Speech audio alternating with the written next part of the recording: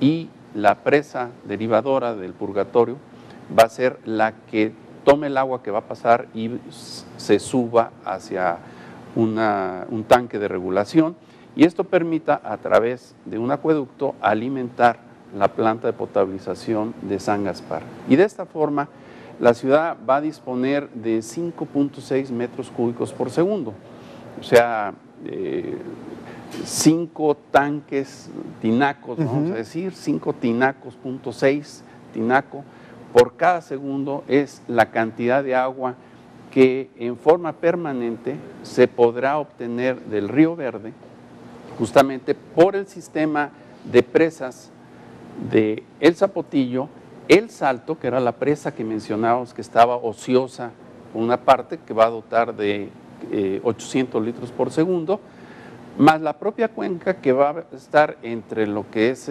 la presa del Purgatorio y la presa del Zapotillo. Bueno, en conjunto se va a poder dar un gasto de 5.6 metros cúbicos. ¿Esto a qué equivale? Bueno, equivale a que podemos subsanar el déficit que hoy en día existe de alrededor de 2 metros cúbicos por segundo en la ciudad de Guadalajara, y tener también agua para tratar de descansar los pozos que se están operando. Los acuíferos debajo de nuestra ciudad están sobreexplotados.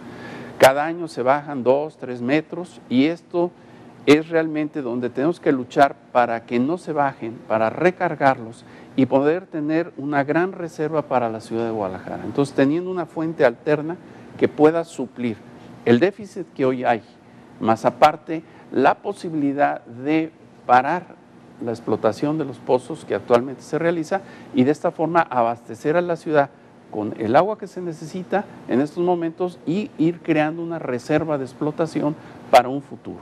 Ok, Felipe, Tito Lugo, ¿cuál sería la problemática en caso de que estos acuíferos, estos pozos en la zona metropolitana prácticamente llegaran a un nivel muy bajo? ¿Qué opción? Bueno, quisiera incluso referirme un poquito a las precisiones que hizo don Manuel Villagómez, persona que conozco desde los años que él mencionaba.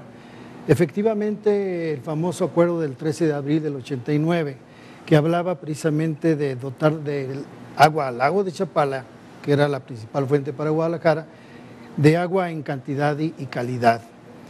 Eso nunca se dejó, porque después del 89 vino el 92, y luego después vino el famoso convenio que se firmó el 14 de diciembre del 2004, que es el nuevo acuerdo de distribución de las aguas en toda la cuenca Lerma-Chapala, en donde queda claramente que las 11 presas principales que están en esa cuenca tienen un volumen de operación que no les va a permitir almacenar más allá del volumen que les corresponde. Por mencionar uno, la presa Solís, que está en Guanajuato, tiene capacidad de hasta 1,200, pero no puede almacenar más de 800 millones. ¿Por qué lo refiero? Porque precisamente es el compromiso que ya se adquirió en diciembre del 2004. Esto lo saco a colación porque precisamente tiene como base los niveles del lago de Chapala para la distribución de las aguas allá arriba. Eso lo quiero dejar muy claro porque nunca se dejó. Y la otra es respecto al otro convenio que era para el aprovechamiento de las aguas del Río Verde, que también tenían como finalidad en su momento descansar no nada más los pozos, sino el mismo lago de Chapala, que tenía niveles bajísimos. Tan es así, y que saco un dato, en 1955 el lago de Chapala llegó a tener 930 millones de los 8,000 que le caben. Y de no ser por los trasvases que se hicieron en el 2001-2002, el lago de Chapala hubiera tenido 730 millones, o sea, hubiera sido el registro más bajo en toda su historia que el lago de Chapala hubiera tenido, si no hubiera sido por los trasvases aquellos de las presas de Guanajuato y de Michoacán. Y de Michoacán. Lo saco esto a colación, ¿por qué razón? Porque de alguna manera siempre se ha pensado de que debemos de tener alternativas para los casos que se nos puedan presentar. Como bien lo mencionaba aquí César hace un momento, en su momento en el 2001, que se hicieron convocatorias por todos los medios de comunicación, también el señor Villagómez estuvo invitado, presentaron la suya, fueron 53, escogieron 9, después de esas 9 llegaron a 2. Y de esas 2 llegó, que era la de San Nicolás, o era la de Arcediano, como bien lo acaba de señalar.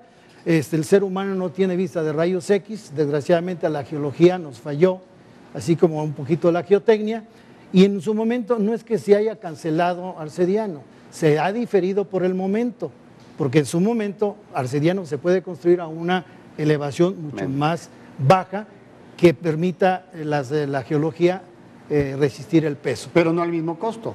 Por supuesto que no al mismo costo. De esto pero, vamos platicando, tenemos que hacer un corte. Vamos platicando regresando porque es muy importante que no se pierda la continuidad. Finalizo con los acuíferos. En el estado de Jalisco hay 59 acuíferos subterráneos. De esos 11 ya están sobreexplotados, pero de esos 11, 7 son los que están aquí en la zona conurbada de Guadalajara. Que esto es importante que la ciudadanía y todos lo sabemos.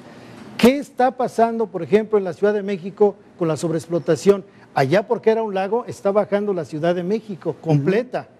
Pero aquí no nos extrañe, y no es que sea yo pesimista, pero cuántas grietas se han presentado en Tesistad y todo, esos agrietamientos que se han presentado no es más que el resultado de la sobreexplotación de los acuíferos. Las condiciones en Guadalajara, en la zona conurbada, son muy diferentes al Estado de México, al Distrito Federal específicamente, y estamos corriendo el riesgo de que en un momento dado tengamos un colapso.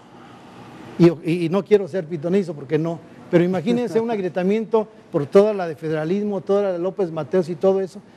Sería Señores, terrible. Es una cosa, situación, y simplemente pues hay que tomarlo en consideración. Y una cosa que digo a toda la ciudadanía, somos un ícono, como bien lo señalaba yo al principio, de que no somos capaces de ponernos de acuerdo. Nomás quiero decirles, dejemos que las soluciones las tengan los técnicos.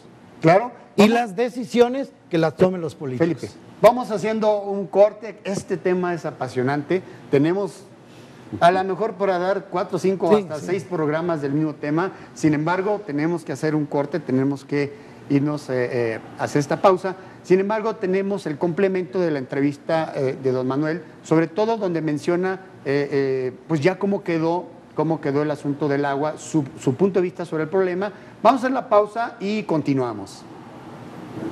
Todos tuvimos la seguridad que Emilio González Márquez, conociendo que es un hombre de los Altos de Jalisco y que tiene una grande religiosidad, sabíamos que él tomaría las cosas de manera diferente.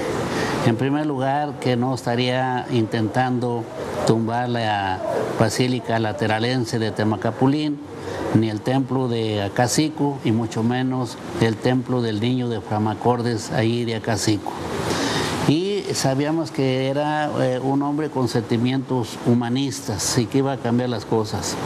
Y nosotros en algunas notas de prensa y conferencias decimos que qué bueno que iba a cambiar todo aquel sistema, pues llamémosle corrupto y de desinformación y de traiciones que había llevado el proyecto de vaso de agua de Guadalajara, porque cuando él llegó a la gobernatura el proyecto ya tenía 12 años de retraso.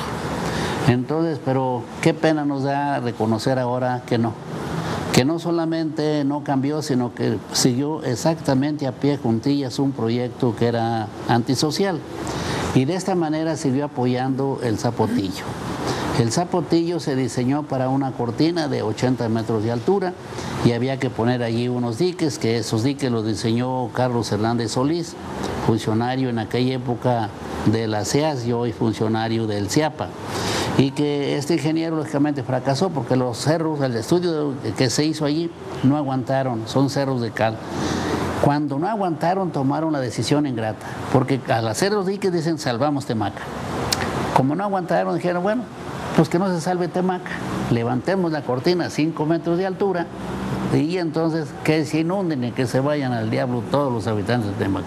Pues una lucha muy dura, muy cruenta, y esto demuestra la insensibilidad, la falta de humanidad y la falta de transparencia del señor gobernador, porque están empujando un proyecto cuando no han adquirido el 100% de las casas y mucho menos el 100% de las hectáreas de terreno.